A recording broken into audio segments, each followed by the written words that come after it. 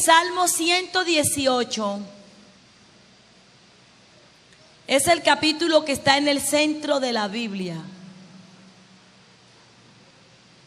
Para los buenos estudiosos de la Biblia se darán cuenta que así es. El Salmo 118 es el capítulo que está en el centro de la Biblia. Pero esto no es lo más sorprendente, sino que antes de este salmo se encuentra el capítulo más pequeño de la Biblia. Y después de este se encuentra el capítulo más grande de la Biblia. Sorprendente. De pronto para alguno dirá, "Ay, el Salmo 118 está en el centro de la Biblia. El Salmo 117, el versículo más pequeño. Luego le sigue el Salmo 119, el capítulo más largo." Pues yo no le veo como. De pronto para los que no son curiosos no se han dado cuenta de esto, pero para mí sí es sorprendente. ¿Por qué? Porque este es un misterio. O más bien, ¿qué misterio puede haber en esto? Y yo he encontrado que una de las cosas que nos pueden hablar de esta extraña coincidencia es de equilibrio. Equilibrio. En la mitad, capítulo más pequeño, el capítulo más largo, y ese se encuentra en la mitad. Entonces podemos ver que esa extraña coincidencia es equilibrio. ¿Qué es equilibrio? Equilibrio es armonía entre cosas diversas. Armonía entre cosas diversas. No podría ser otra cosa, sino que siempre es necesario, hermano, guardar un equilibrio en todo lo que hacemos. Tal parece que Dios nos quiere enseñar a través de esta extraña coincidencia que nosotros debemos guardar un equilibrio en todo lo que hacemos. Ahora, siendo el Salmo 118, el objeto de nuestro estudio, y habiendo determinado que una de las implicaciones del mismo es el equilibrio, entonces podemos sacar algunas deducciones para ser aplicada a nuestras vidas, principalmente en el hogar. Así que vamos a mirar por qué Dios nos quiere enseñar el equilibrio en todo lo que hacemos. Uno se da cuenta que en la Biblia está llena de ejemplos de muchos hogares desequilibrados, también hogares equilibrados. Pero la Biblia nos muestra muchos hogares que estaban totalmente desequilibrados. Esto no lo hace para que nosotros los juzguemos a esos hogares, y mucho menos para que encontremos justificación al hogar nuestro si está desequilibrado. Porque hay quienes dicen, vea, si el hogar de la Biblia de fulano de tal era así, pues ¿cuál es el problema? Vea, está en la Biblia. Algunos tratan de encontrar en esos errores justificación. Y no es la razón por el cual Dios permitió que esos errores de esos hogares estén plasmados en la Biblia para que nos justifiquemos, sino para que aprendamos de esos errores. Ejemplo, Vamos a mirar unos ejemplos de unos hogares desequilibrados. Uno de ellos es el hogar del hijo pródigo. En el hogar del hijo pródigo vemos nosotros que por ningún lado aparece la imagen femenil no aparece la imagen de la mujer, no aparece la mamá. De pronto el hombre era viudo, quién sabe, pero no aparece. No se le da importancia a la madre. Y en algunos hogares es así. El hombre con su autoritarismo anula a la esposa totalmente. Otro de los ejemplos de estos hogares es el hogar de Isaac. Vemos nosotros la preferencia que había. Él se inclinaba por Jacob y su esposa. Él se inclinaba por Esaú y su esposa por Jacob. Había un desequilibrio. Y este desequilibrio lo llevó a tener problemas, a que hayan problemas entre hermanos. Tenemos que tener mucho cuidado, hermano. El desequilibrio es mortal. Por eso Dios nos enseña a través de esta coincidencia, para mí, pero no para Dios, el equilibrio. Vemos nosotros que en la casa de Jacob, la misma, Jacob se inclinó por sus hijos menores. En la casa del rey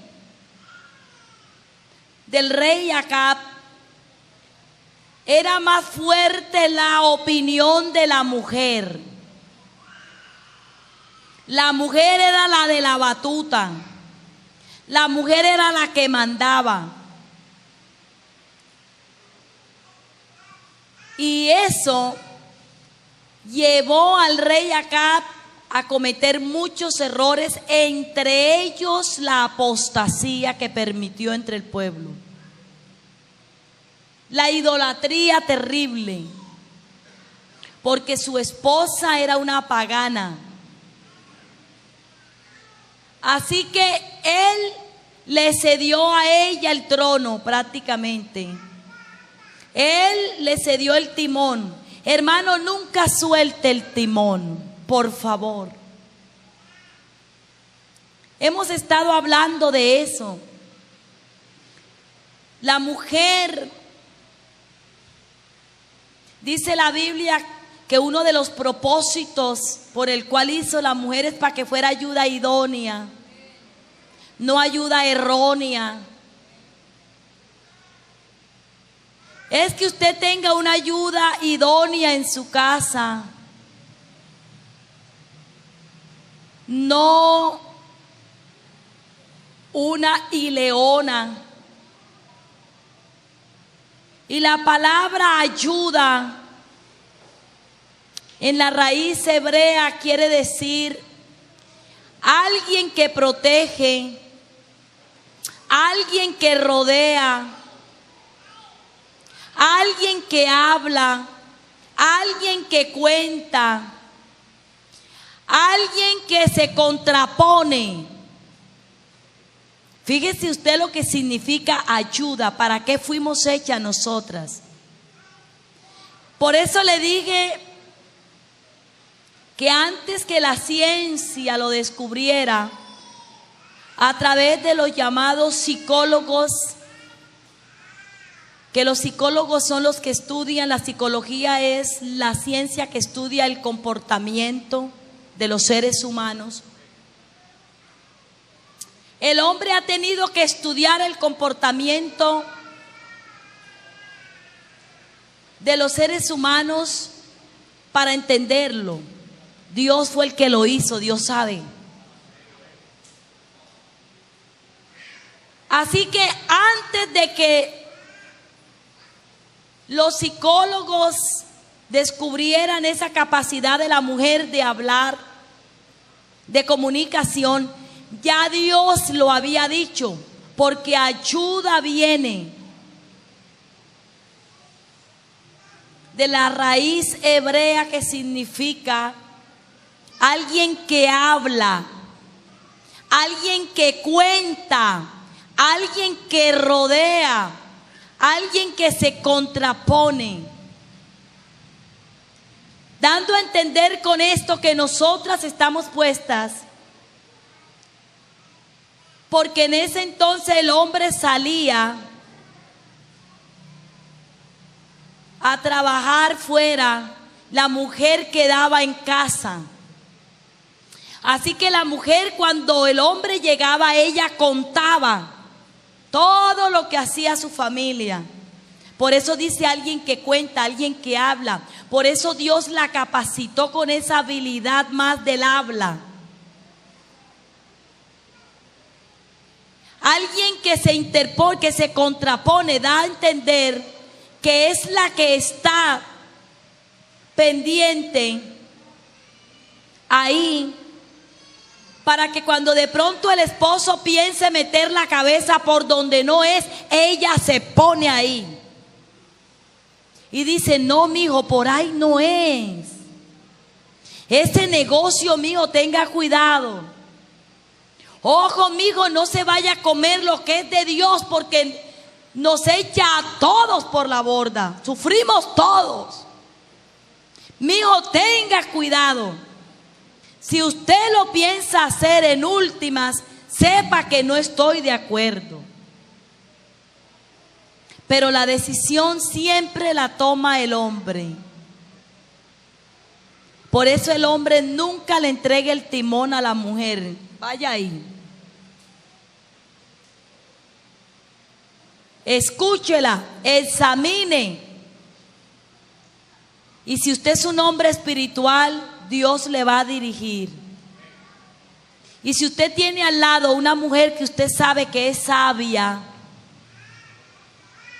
que es espiritual, que agrada a Dios, entonces va a estar pendiente de los consejos que ella le dé, para examinarlos. Así que en estos hogares que acabamos nosotros aquí de hablar o mencionar, había un desequilibrio total.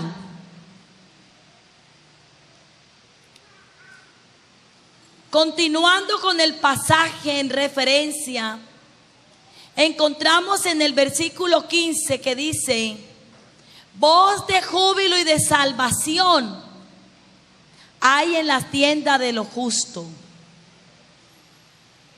Es necesario, hermanos, que hagamos una revisión de nuestra casa y ver qué hay en nuestra casa. A ver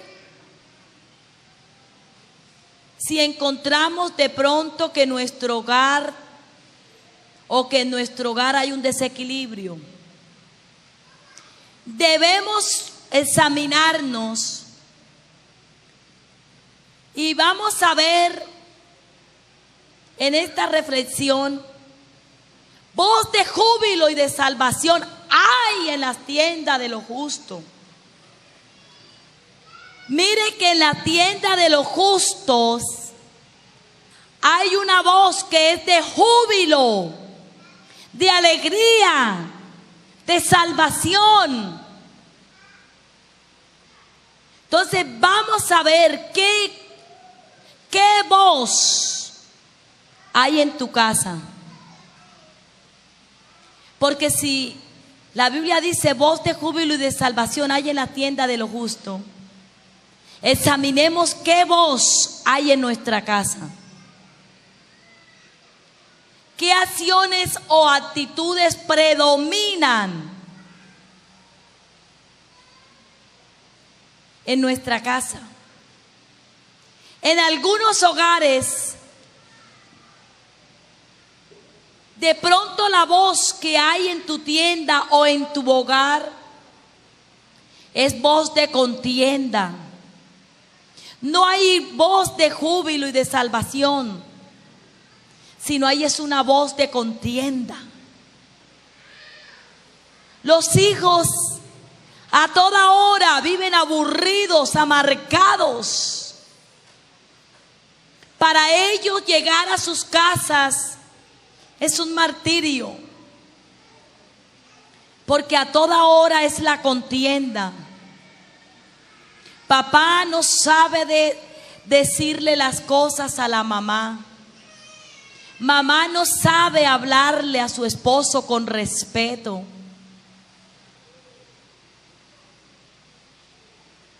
Y a diario es una contienda. Esa es la voz que de pronto hay en tu tienda. En otras tiendas, de pronto la voz que hay es voz de rencor. Hay un rencor ahí guardado. En algunas tiendas de pronto la voz que hay es de resentimiento. Hay mujeres que guardan un resentimiento hacia su esposo. Están resentidas con ellos por algo que sucedió de pronto hace rato, pero están resentidas. Hay hombres resentidos, hay hijos resentidos. En otros hogares, la voz que se escucha es voz de amargura. Tengamos cuidado con la voz de amargura. La amargura es muy difícil de desarraigar. La amargura tiene su comienzo y comienza con una ofensa que no se arregló antes de que el sol se ocultara. Por eso el antídoto para el resentimiento, la ofensa, es el perdón. Dios dejó el perdón. Mire, hermanos, el propósito del perdón es para liberarnos a nosotros mismos. Ese es el propósito del perdón, para sacarnos a nosotros de la cárcel. Porque cuando una persona no perdona, queda encerrada. Escúchame bien, la amargura, el odio, el rencor no encierra al ofensor, encierra es al ofendido. Y por eso Dios dejó el perdón, para que te libere a ti, no para liberar al otro. Porque el otro no quedó encarcelado, quedaste encarcelada tú, o encarcelado tú, hermano. Así que si aquí hay algún hermano, alguna hermana, algún joven que está amargado contra sus padres, que tiene una amargura hacia sus padres, una madre amargada con sus hijos, una mujer amargada con su esposo o el esposo con ella, déjeme decirle que la amargura es el pecado que más contamina. Porque dice la Biblia que cuando la persona está amargada, contamina a todo mundo. Hay gente amargada hacia su pastor.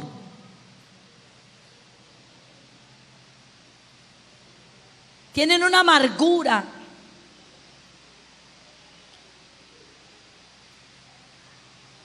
Así que, hermanos, en esta hora, la pregunta es: ¿qué voz hay en tu tienda? Si tienes una amargura, un rencor, un resentimiento, es hora de que cambies esa voz por una voz de perdón. El perdón no significa olvidar. El perdonar no significa olvidar. No, Señor. El perdonar quiere decir que tú te acuerdas, pero no te duele. Ese es el perdón. Hay quienes dicen: Señor, ayúdame a olvidar esta ofensa. No va a suceder. Es que ayúdame a olvidar lo que ese hermano me hizo. No va a suceder.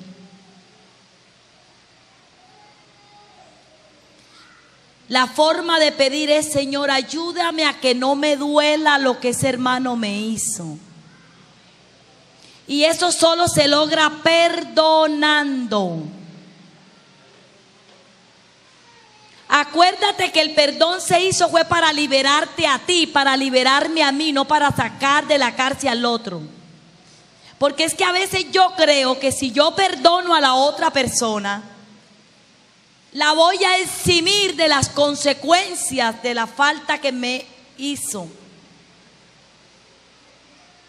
No. Es que si yo lo perdono a él, ya Dios no le hace nada. No, Señor. Eso no lo exime. Eso déjaselo a Dios. Libérate tú. Libérate tú. Una vez hablé con unos hermanos que tenían años de amargados.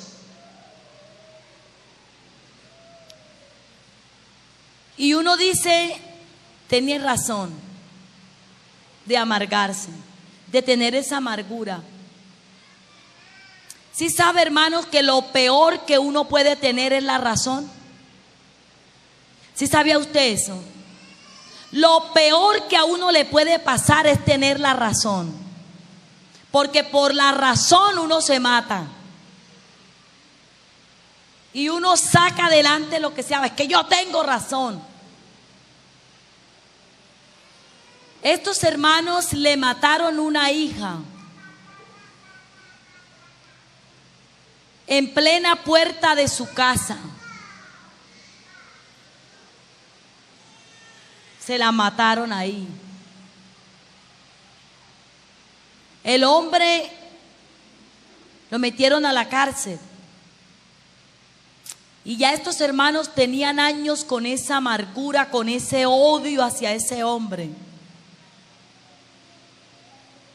Ahora sí entienden por qué les digo que lo peor que le puede pasar a uno es tener la razón. Porque ellos se creían con razones para estar amargados y para odiar a ese hombre. ¿Y tenía razón o no tenía razón?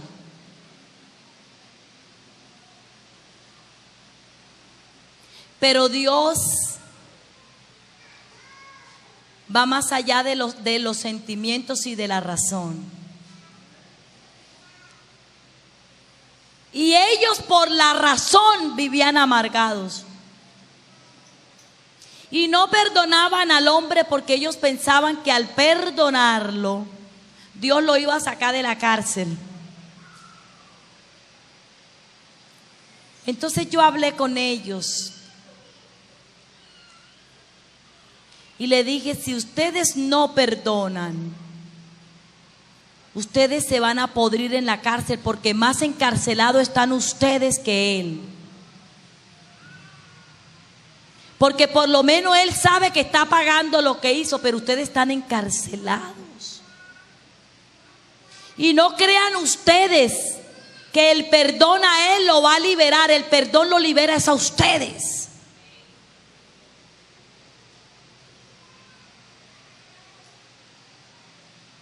Empiecen a decirle al Señor que les ayude a perdonar. Porque así no se puede vivir una vida cristiana. Por muy duro que haya sido la ofensa. Por eso el Señor Jesús dijo: aprended de mí que soy manso y humilde de corazón.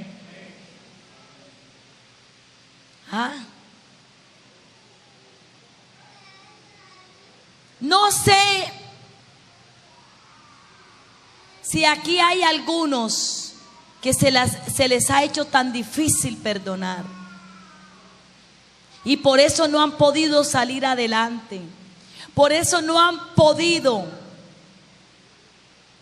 amar a su esposo como debe ser, porque cada vez que quieren, que hacen un esfuerzo de ser buenas esposas, se acuerdan de eso que les hizo y hasta ahí queda frenado. Pues déjame decirte que si eso es tu caso, estás malgastando tu tiempo, porque el pasado, pasado es. Y la persona que no entierra al pasado, el pasado lo entierra a él.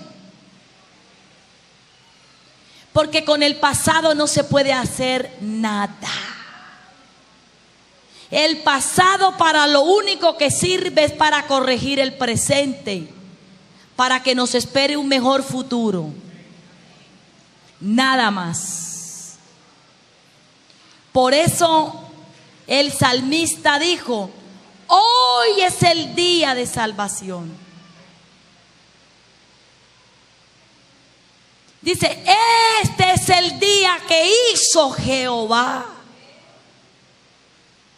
Por tanto, en él nos alegraremos.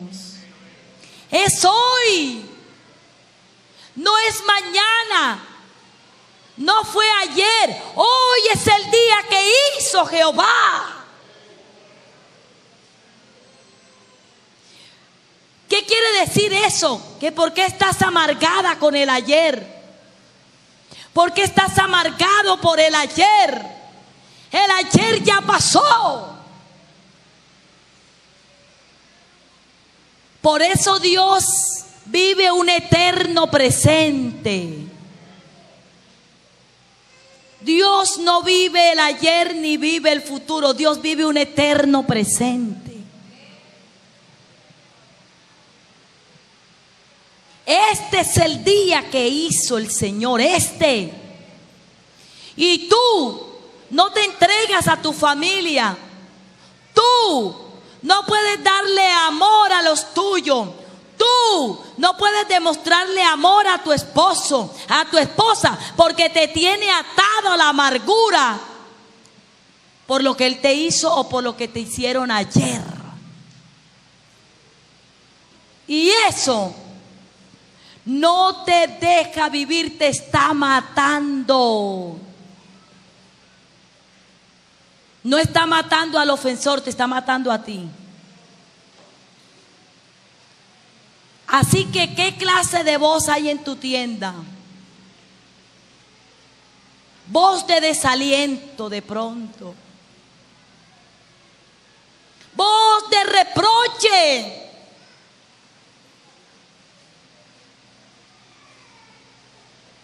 Si esta es alguna de las voces que hay en tu casa, yo, en el nombre de Jesús, te digo que hasta hoy puede ser, hasta hoy puedes decirle esa voz: hasta aquí llegaste. No hay más. No hay más voces de esa clase en mi casa. más con esa voz en mi vida. Porque de hoy en adelante va a haber voz de perdón, voz de ánimo. Yo no voy a permitir que el pasado destruya mi presente, porque está destruyendo tu presente y tu futuro. Yo me decido hoy a perdonar. Y hoy me decido a vivir el día como dijo el Señor.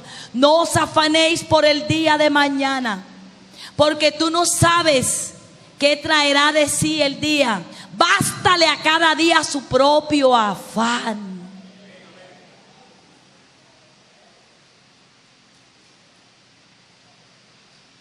¿Cuántos hermanos dicen, hoy no hago tal cosa? Yo pienso con mi esposa esto y esto, pero hoy no, mañana. Con mis hijos pienso tal, no, pero hoy no hago nada, mañana. Tú no sabes si mañana vas a tener vida. Por eso hoy es el día que debo decirle a mis hijos que los amo. Por eso hoy es el día que me debo entregar con todo a mi esposo. Por eso hoy es el día que debo hacerle sentir cuán importante es en mi vida. Porque yo no sé si mañana tenga oportunidad. Hoy. Es hoy, no es mañana. Que tus hijos puedan sentirse alegres por la voz que escuchan en su tienda. ¿Será que tus hijos que están aquí pueden decir qué clase de voz es la que escuchan siempre en su casa? ¿Será que ellos donde están diciendo, sí, hermana, la voz de reproche, la voz de contienda, la voz de rencor, la voz de envidia, la voz de grito, todo es gritería en la casa? Allá no se habla, allá se grita. Pues esta puede ser la noche en que puede ser cambiado todo eso. Colóquense en pie.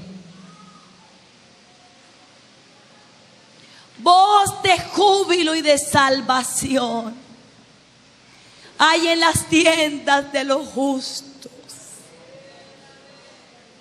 La diestra de Jehová hace proezas. La diestra de Jehová sublime es. Cuando en mi tienda hay esa clase de voz, porque dice que es en la tienda de los justos, de aquel que teme a Dios, de aquel que pone en práctica sus enseñanzas. Por eso es que hay una voz de júbilo, de alegría. Allí se respira salvación. Ahí nuestros hijos se sienten felices. Nuestros hijos saben que el hogar es un oasis en medio de un desierto. Que cuando ellos están en la calle, allá en el trabajo, o en la escuela, o en la universidad, anhelan llegar a casa, porque en la casa hay una voz de júbilo. Porque en la casa se respira salvación. Porque en la casa se respira amor. Porque en la casa se respira comprensión. Porque papá y mamá son personas espirituales que tienen sus conflictos. Me imagino que sí. Pero que nunca delante de nosotros lo manifiestan. Porque ellos saben a quién ir y cómo hacer para solucionar sus conflictos.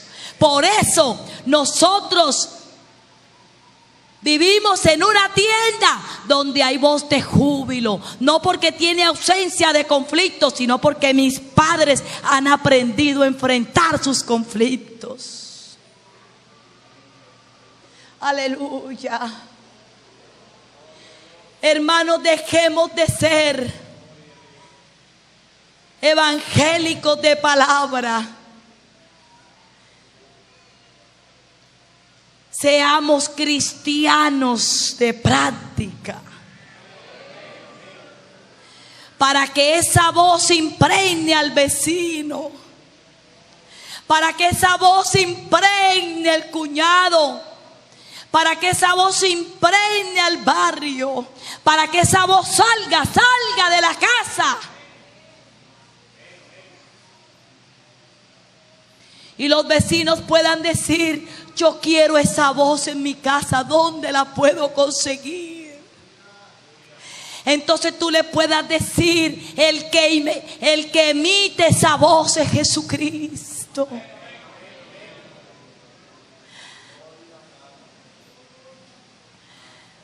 Hoy culminamos esta semana de familia